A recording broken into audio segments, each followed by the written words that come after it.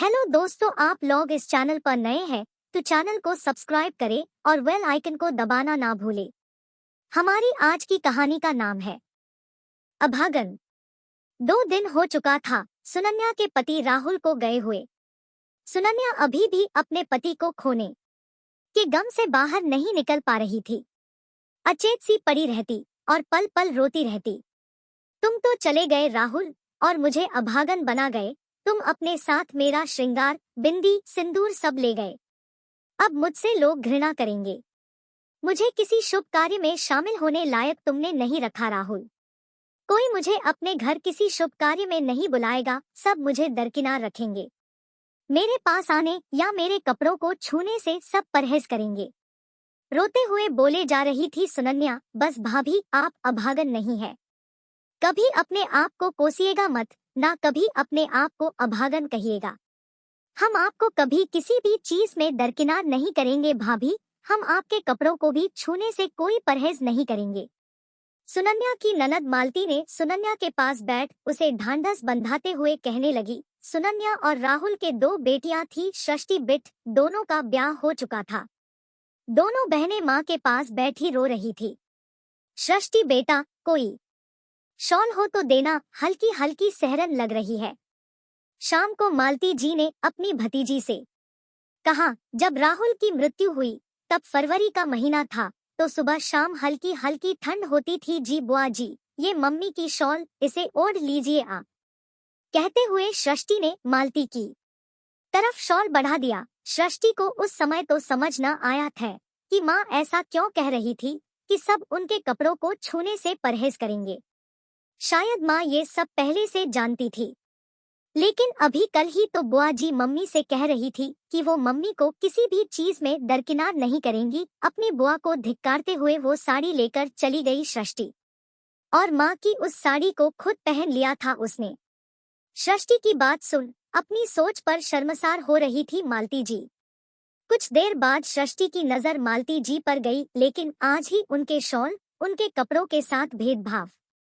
लेकिन षष्ठी अपनी माँ का दिल नहीं दुखाना चाहती थी, इसलिए चुप रही और माँ की शॉल उठाकर खुद ओढ़ ली।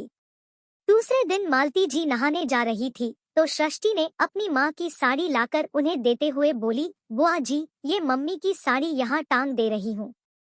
षष्ठी ने ऐसा इसलिए किया क्योंकि जब भी मालती आती थी अपनी भाभी सुनन्या की ही साड़ियाँ पहनती थी।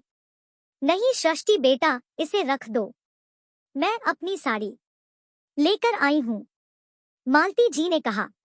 षष्ठी आश्चर्यचकित थी, लेकिन इस बार उसने बुआ को टोकना उचित समझा क्योंकि सुबह से वो देख रही थी बुआ जी उसकी मम्मी के कपड़ों को छूने या पहनने से परहेज कर रही थी। बुआ जी, आप तो जब भी आती थी मम्मी की साड़ी ही पहनती थी।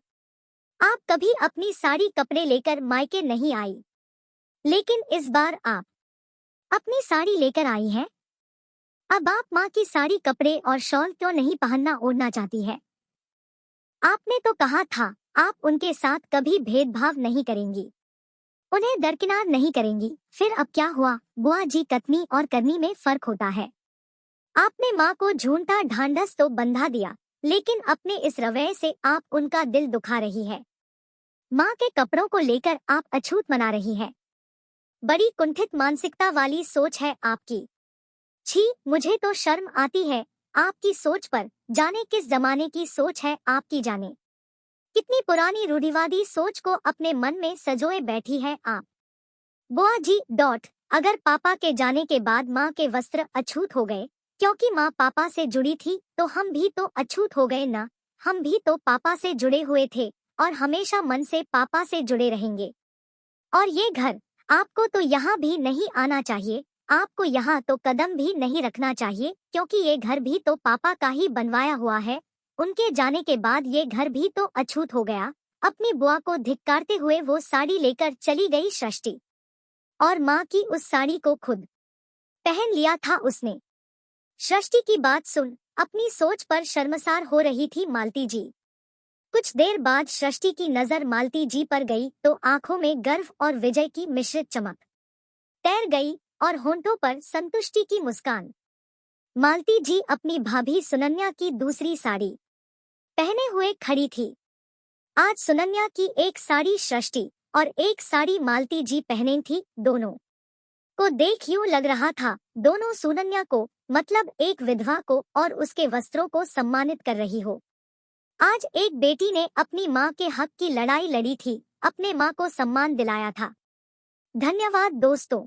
मैं आशा करती हूँ कि दोस्तों यह वीडियो आपको जरूर पसंद आया है। वीडियो को लाइक करें, शेयर करें और चैनल को सब्सक्राइब करें और बेल आइकन को दबाना ना भूलें दोस्तों।